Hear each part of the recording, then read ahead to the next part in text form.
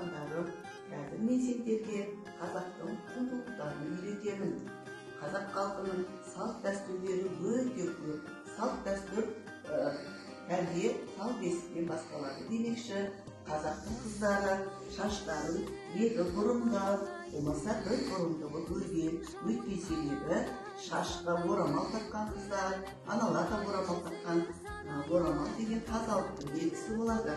Өйткені шаш тамақ істегенде біздің шашымыз тамаққа түспеуі керек. Балапаным, қызым Айлин, сен өскенде шашыңды өсіремін. Өскенде сенің шашыңды да осылай бір бұрымды, екі бұрымды қылып өткерем, жарай ма қызым балапаным? Және ешіне.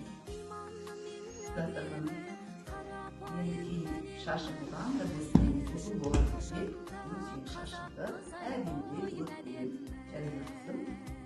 Өскен сайын қыздың шашы өсере береді. Шашты әдемі жүріп керек. Қарау дегенде уақытын тарамаса, шаш қалады қызым.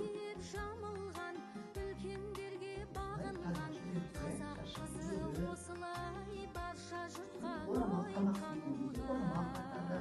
Орамал не үшін тағып екен, қызым шашты уақыт өтіп тұру керек. Қарап тұру керек, қарамаса шатасып қалады. Сен үлкен кезде шашыңызды болғаныңызде шаш балқатқа деген сөзді шаш балқатамыз. Жарай ма қызым? Орамалды тамақ істегенде тартады, не үшін тартады екен? Тамаққа түспесін деп. Дұрыс айтасың, тамаққа саған қылығы түсіп кетпес үшін деп орамал тартады. Шашыңды осылай келді шаш, бір бұрымды, болмаса осындай екі бұрымды өтеді қыздар. Айсұлтан балам, міне, мынау қазақтың төрт түлік малы, оны ағын сүтін ішіп, малды теппей, қазақтың төрінде қамшы іліп тұрған қазақ үйде.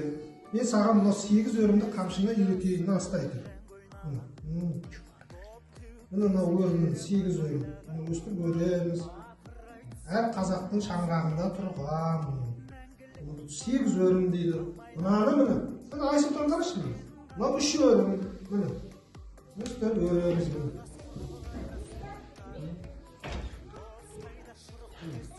Көрдің ба?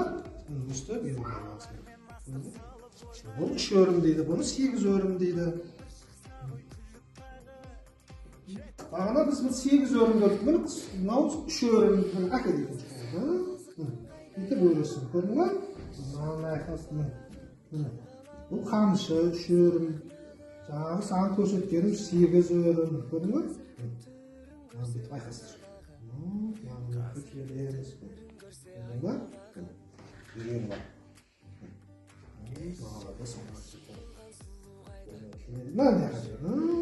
Өстіп айқастырып өреміз. Бәрекелді. Шүйірімді айтамыз. Көңілі келіп отыр.